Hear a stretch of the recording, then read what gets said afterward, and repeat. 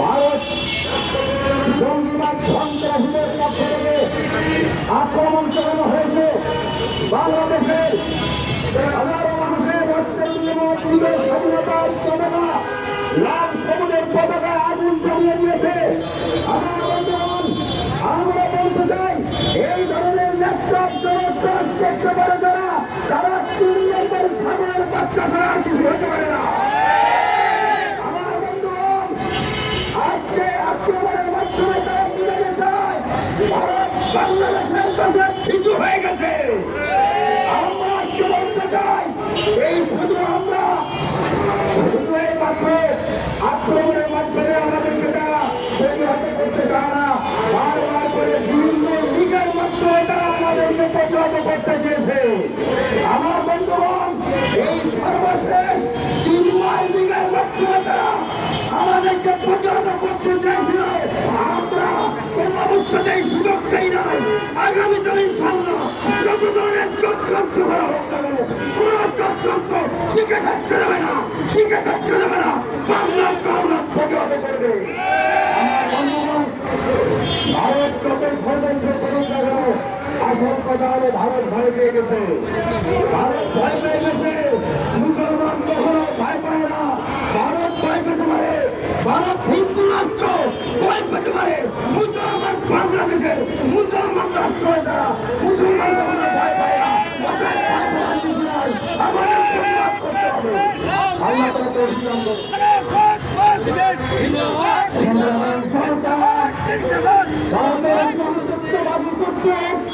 বাংলাদেশের জনসংখ্যা হামলার সঙ্গে এবং দেশগুলোদের সাথে ষড়যন্ত্রের পরিভাবে আজকে বিক্ষোভ সমাবেশে এদের জগতের সঙ্গে বক্তব্য রাখছেন বাংলাদেশের কেন্দ্রীয় মন্ত্রী সদস্য সুপ্রিম কোর্টের বিশিষ্ট আইনজীবী অ্যাডভোকেট রশিদুল ইসলাম। ধন্যবাদ। সংগ্রামী জনতা, আজকে মুসলমানের বাংলাদেশের দূতাবাসের সামনে তারা যে আগ্রাসন দেখিয়েছে, বাংলাদেশের পতাকাকে যেভাবে অবমাননা করেছে, আমরা মনে করি ভারত বাংলাদেশকে সবসময় তারা আর চোখে দেখে আসছে। তারা বারবার দেখিয়ে দিতে চায় এদেশের প্রধানমন্ত্রী ক্ষমতাসীন শেখ হাসিনা যখন সেখান থেকে চলে গেছে, তাদের মায়া কান্না শেষ নেই। আমরা জানিয়ে দিতে চাই, বাংলাদেশের পতাকাকে তোমরা অবমাননা করেছো তাই নয়, বাংলাদেশকে তোমরা পিছিয়ে রাখতে চাও। আমরা তার তীব্র প্রতিবাদ করছি।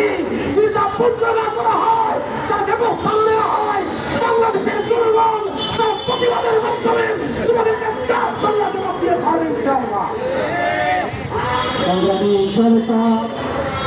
আজকের এই বিক্ষোভ দিবস সমাবেশে এবার আমাদের সামনে বক্তব্য রাখছেন সমিতি দেশের সাধারণ সম্পাদক জনাব এইসের ইসলাম। জনাব এইসের ইসলাম।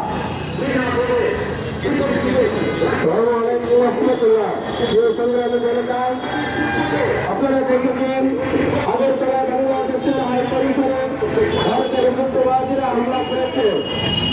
আমরা সকলে জানি ভারত কখনো বাংলাদেশের বন্ধু ছিল না। ভারত সবসময় আমেরিকার বন্ধু। এই আমেরিকার প্রতিবাদকে তারা প্রতিষ্ঠিত করার জন্য তাদের বিভিন্ন ষড়যন্ত্র করে যাচ্ছে। আমরা চাই এই ভারতীয় আধিপত্য এই বাংলাদেশ থেকে চিরতরে পরিণত হবে। আমরা বাংলাদেশের অধীনে থাকতে চাই না।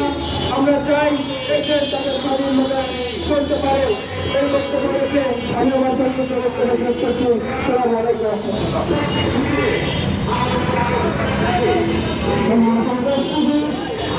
আজকের এই বিক্ষোভ দিবস সমাবেশে এবার আমাদের সঙ্গে বক্তব্য রাখছেন প্রধানমন্ত্রীর কেন্দ্রে সহকারী আইন বিষয়ক সম্পাদক সুপ্রিম কোর্টের বিশিষ্ট আইনজীবী অ্যাডভোকেট শেখুল ইসলাম।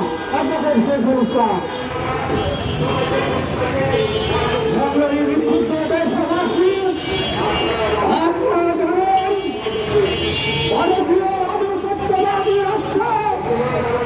বাংলাদেশের হাই কমিশনে হামলা করেছে। ইতিমধ্যে আপনারা জেনেছেন আমাদের জাতীয় পতাকাকে তারা পুড়িয়ে ফেলেছে। আজকে আমরা স্পষ্ট ভাষায় জানিয়ে দিতে চাই,